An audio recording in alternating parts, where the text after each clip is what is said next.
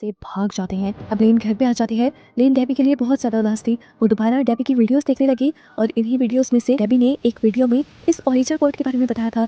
ये ओहिजा बोर्ड असल में डेबी का नहीं था, उसे तो ये इसी घर से मिला था जो पुराने घर के ऑनर्स का था। उसे मिला था ये एटिक की सफाई करते हुए। ये जानकर लेन ने फैसला किया कि वो अगले दिन डेबी की एटिक में जरूर जाएगी। असल में वो जानना चाहती थी कि जो सोल्स उनसे बातें कर रही हैं वो कौन है और क्या उनका ताल्लुक डेबी के घर में रहने वाले पुराने लोगों से तो नहीं। अगले दिन वो एटिक में चली जाती है और वहाँ पुरानी रहने वाली फैमिली की उसे काफी सारी चीजें मिलती हैं और पिक्चर्स भी। और यहीं से उसे ये भी पता चल जाता है कि पहले इस घर में जेंटर फैमिली रहा करती थी, जिनके बारे में जब वो सर्च करती है तो उसे शॉकिंग न्यूज पता चलती है। इस फैमिली में 3 औरतें थी, एक मदर और 2 बेटियां, जिसमें से एक का नाम डोरिस और दूसरी का नाम पॉलिना था। यहाँ पर जो कुछ भी हुआ था वो बिल्कुल नॉर्मल नहीं था। छोटी बहन डोरिस एक अजीब तरीके से इस घर से गायब हो गई थी और पूरी दुनिया से आज तक उसका कोई सुराग नहीं मिला। जबकि उसकी बड़ी बहन पॉलिना, उसे इससे मैन के मर्डर के जुर्म में गिरफ्तार कर लिया गया था और जब उसे रिहा किया गया तो तब इसे मेंटल हॉस्पिटल में छोड़ दिया गया। अब ये पॉलिना को मिलने का फैसला करती है ताकि वो जान पाए कि आखिर इस घर में चल क्या रहा है। वो पॉलिना से मिलती है और उनसे जानने की कोशिश करती है कि आखिर इस घर में ऐसा क्या है जिसने उनसे बात की। पॉलिना ने अपनी फैमिली का बैकग्राउंड बताना शुरू किया। उसकी मॉम असल में ऐसे ही बहुत से स्पिरिचुअल रिचुअल्स किया करती थी जिनसे वो स्पिरिट से कांटेक्ट कर पाए। एक वक्त में वो सिर्फ अपने हस्बैंड से ही कांटेक्ट करना चाहती थी, लेकिन बाद में उन्होंने अपना बिजनेस बना लिया। उन्हें एक ऐसा मीडियम चाहिए था जो स्पिरिट्स की आवाज़ें उन तक पहुंचा सके। इसलिए उसकी मॉम ने डोरिस को यानी अपनी छोटी बेटी को उन स्पिरिट्स के साथ कनेक्ट कर दिया और फिर स्पिरिट्स उसकी आवाज़ लेकर बोलने लगी। स्पिरिट्स की आवाज़ें पहले तो उसकी मॉम की बहुत मदद करती रहीं, लेकिन फिर एक दिन ये आवाज़ें कंट्रोल से बाहर हो गई। उसकी मॉम जब इन आवाज़ों पे कंट्रोल नहीं ला पाई तो उन्होंने डोरिस के होंठ ही सी दिए ताकि डोरिस कुछ बोल ना सके और उनका स्पिरिट से कनेक्शन बने ही ना। लेकिन उनके ऐसा करते ही वहाँ बहुत कुछ गलत हो गया। डोरिस अजीब तरीके से गायब हो गई और आज तक उसका कुछ पता नहीं चला। अब पॉलिना लेन को बताती है कि क्योंकि तुमने वो ओहिजा बोर्ड यूज किया है इसलिए तुम्हारा और डोरिस का एक कनेक्शन बन गया है। हो सकता है कि तुम्हें डोरिस की लाश मिल जाए जो बाकी सबको नहीं मिली। वो डोरिस को अपने घर में बना एक बेसमेंट का कमरा बताती है जो कि खुफिया था और किसी को भी उसके रास्ते का नहीं पता था।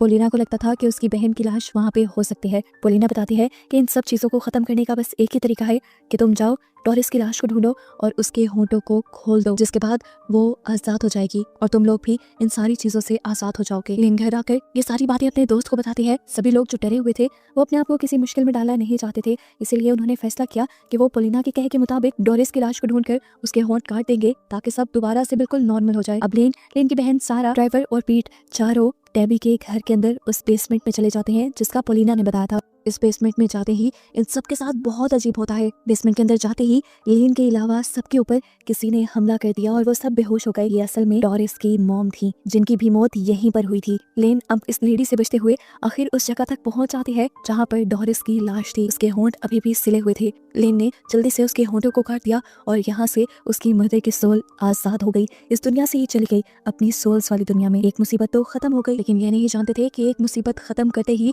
इन्होंने एक बहुत बड़ी मुसीबत मोल ले ली। डोरिस के होंठ काटने की वजह से अब डोरिस की सोल को आवाज मिल चुकी थी। वो और भी ज्यादा ताकतवर बन चुकी थी। इस बात का अंदाजा इन्हें उस टाइम तो नहीं हुआ, लेकिन अगले दिन हुआ जब पीट को डोरिस ने पोसेस कर उसके होंठ सी कर बिल्कुल उसी तरह जैसे उसके सिले हुए थे उसके बाद मार डाला। अब लेन ये बात जानते ही जल्दी से पॉलिना के पास जाते हैं उससे पूछने के लिए कि ये सब हो क्या रहा है।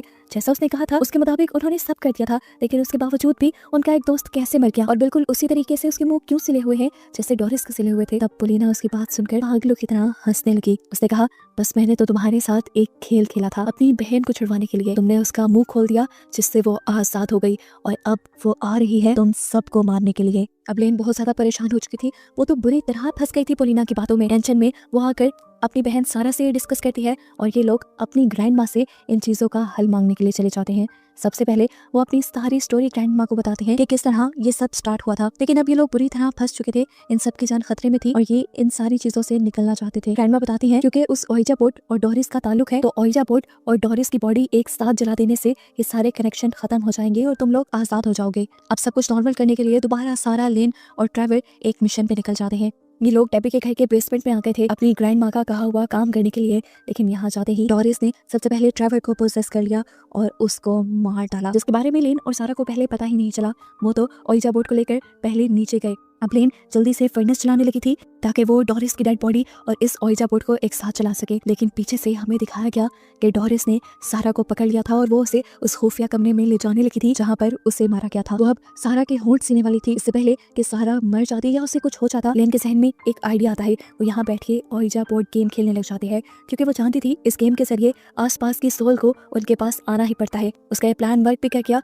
और इसके ये गेम स्टार्ट करते ही यहाँ पर डोरिस भी आ गई। डोरिस इस गेम को बंद करना चाहती थी, इसीलिए वो फौरन ओइजा बोर्ड की प्लानचेट को गुड बाय की तरफ लेके जाने की कोशिश करती है, जहाँ पर लेन पूरी ताकत के साथ उसे ऐसा करने से रोक रही थी। लेकिन एक इंसान की ताकत एक घूस की ताकत से हमेशा कम होती है और तभी यहाँ पर उसका साथ देने के लिए आ गई उसकी दोस्त यानी डैबी की सोल। अब ये लोग दोनों तरफ से जोर लगाने लगते हैं कि प्लानचेट गुड बाय की तरफ ना जाए। जिस वक्त इन लोगों के दरमियान में इस प्लानचेट को लेकर लड़ाई चल रही थी, पीछे से सारा ने मौका दिखा और उठकर जल्दी से डोरिस की लाश को उठाकर फर्नेस में फेंक दिया और उसी टाइम लेन ने भी ओइजा बोर्ड को उठाकर फर्नेस में फेंक दिया। गेम खत्म किए बगैर ही उन दोनों के ऐसा करते ही यानी एक साथ ओइजा बोर्ड और डोरिस की लाश के चलते ही डोरिस की आत्मा यानी डोरिस की स्पिरिट इस दुनिया से चली जाती है और ये लोग अब अपने मिशन में कामयाब हो जाते हैं। लेकिन इन्हें बहुत ज़्यादा दुख था अपने 3 दोस्तों के बनने का। कहानी के पोस्ट क्रेडिट सीन में हमें दिखाया जाता है कि लेन जब अपने रूम में थी तो प्लानचेट उसे अपने कमरे में दिखाई दी, जिसे उठाकर उसके लेंस से जब उसने देखा तो हमें उसकी आंख बिल्कुल नॉर्मल एक इंसानी आंख की तरह दिखाई दी, जिसका मतलब था कि अब सारी इवल चीज़ें ख़त्म हो चुकी हैं और इसी के साथ ये मूवी भी यहाँ ख़त्म हो जाती है।